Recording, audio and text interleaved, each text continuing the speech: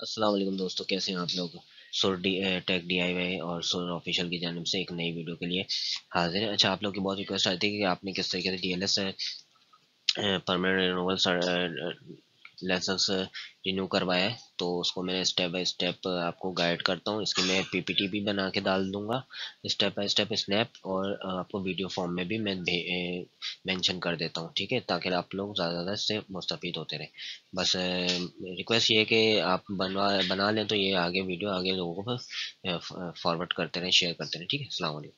अच्छा, पहले स्टेप में आपने करना है, आपने सिंपल जाना है गूगल पे जाने के बाद आपने DLS online.sindpolice.gov.pk लिखना है एड्रेस। उस पर क्लिक करेंगे तो आपके पास मेन विंडो ये ओपन हो जाएगी। देन उसके बाद आपने रजिस्टर्ड पे क्लिक करना है। रजिस्टर्ड पे जाने के बाद आपके पास ये रजिस्टर्ड का ऑप्शन आ रहा है, रजिस्टर्ड नाउ, इस पर क्लिक करेंगे आप, तो आपके पास एक नई विंडो ओपन हो जाएगी इस तरह से ना। तो आपके पास ये सारे स्टेप हैं, किस तरीके से आपने करना है, क्रिएट अकाउंट वगैरह, ये ना ये स्टेप बाय स्टेप चल रहा है आपका सारा, कि पहले पे क्रिएट करना है, इन पे search existing record expired licence और वो सारी वेरिफिकेशन करेंगे। देन एप्लीकेशन फॉर्म ओपन होगा रिन्यूअल के लिए, है ये सारा system. Page generate bill ID हो जाएगी, फिर पेमेंट कंफर्मेशन हो जाएगी, देन प्रोसेसिंग और डिस्पैच का ऑप्शन आ जाएगा, ठीक है। अच्छा, अब हम आ जाते हैं बैक टू दी अपने सेकंड ऑप्शन की तरफ।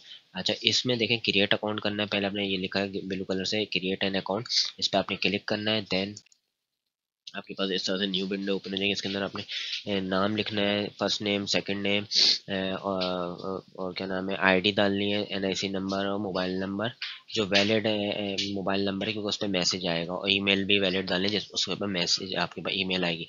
मेल है मेल, फीमेल है फीमेल, और बाकी डेट ऑफ बर्थ सारी चीज़ें करेक्ट करनी है, और पासवर्ड अपना आपने बना लेना है यहाँ पे, उसी से दोबारा लॉगिन होगा, ठीक है। पे कर देना क्रिएट अकाउंट।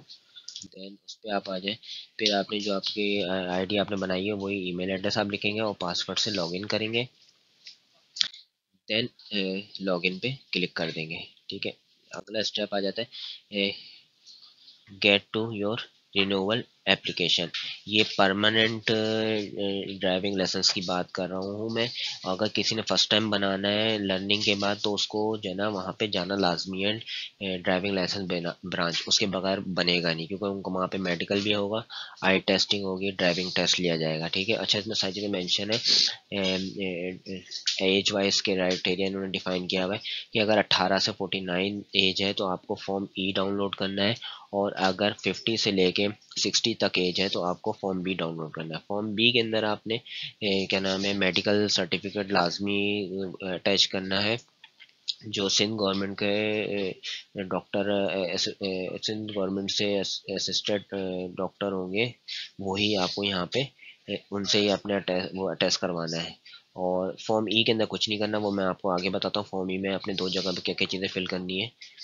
अब अगला स्टेप आप चले जाएं, यहाँ पे आपने अपना NIC नंबर डालना है, फिर वेरीफाई पे टिक कर देना है, वेरीफाई CNIC। देन वो आपके वेरीफाई करेगा। 3 स्टेप होते हैं। पहला स्टेप में आपका परमानेंट ड्राइविंग लाइसेंस एग्जिस्ट है, मौजूद है या नहीं है, फिर ड्राइविंग लाइसेंस कमर्शियल है नॉन कमर्शियल है, फिर इसी तरीके से वो और तीसरा स्टेप भी फॉलो करें। देन आपने प्रोसेस टू, जब तीनों आप स्टेप पास हो जाएंगे, फिर आपने process to renewal application form पे टिक कर देना है।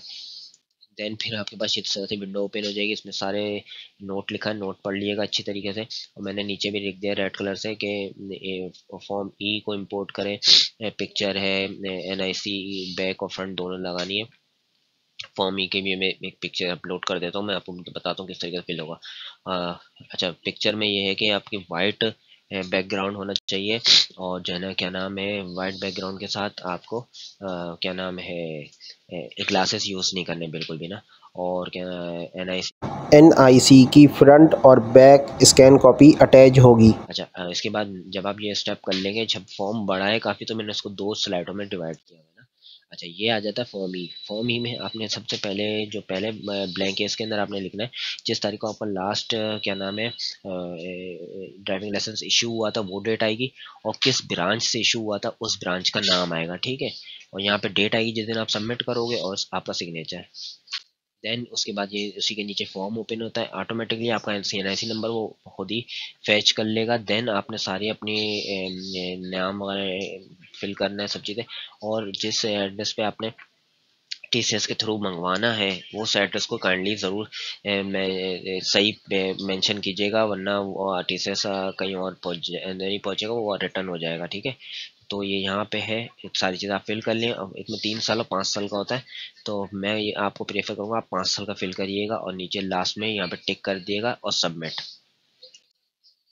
देन ये फिर आपका जब सबमिट हो जाएगी एप्लीकेशन तो आ जाएगा पेंडिंग फॉर अप्रूवल।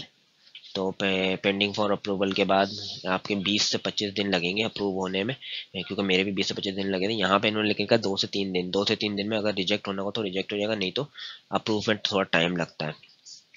फिर उसके बाद जो है ना आपके पास पेमेंट की ईमेल भी आ जाएगी कि भाई आपने पेमेंट करनी है। पीएसआईडी मैंने ऐसी डमी फॉर्म फिल करा, और क्राइटेरिया आपकी डिपेंड करता है, अगर लेट फीस वगैरह होगी तो वो फीस भी उसमें मेंशन होगी, और बाइक और मोटर कार जो चीज़ आप बनवाना चाह रहे हैं, लेकिन परमानेंट की रिन्यूअल की बात कर रहा हूँ मैं। अच्छा, ये इस तरह से आपके पास क्या नाम है, डैशबोर्ड पे आपके पास शो भी हो जाएगा जब आप अपनी लॉगिन आईडी करेंगे डीएलएस की, तो उस पर आपके पास यहाँ पे फीस वगैरह भी आपको पूरा डेटा शो होगा। फिर जब आप पेमेंट कर देंगे, पेमेंट करने के बाद आपके पास आ जाएगा पेंडिंग टू प्रिंटिंग। तो अब ये लास्ट स्टेप है, पेंडिंग टू पेंडिंग। देन उसके बाद आपके पास टीसीएस से मैसेज आ जाएगा कि भाई आपका डिस्पैच हो जाएगा 5 to 6 वर्किंग डेज के अंदर आपके घर पे डिलीवर हो जाएगा। तो अभी मैं वेट कर रहा हूँ सिर्फ इसका। तो इसी तरह से आप लोग भी ट्राई करें, आपको फिर भी ना समझ में आया तो मुझे मैसेज कर दिएगा, वॉइस मैसेज में आपको फिर भी बता दूंगा। ठीक है, और कोशिश ये करें कि टेक्नोलॉजी का ज़माना है तो टेक्नोलॉजी को यूज़ करें, बिला वजह वहाँ जाके लाइन में टाइम लगेगा आपका। ठीक है, अस्सलाम वालेकुम।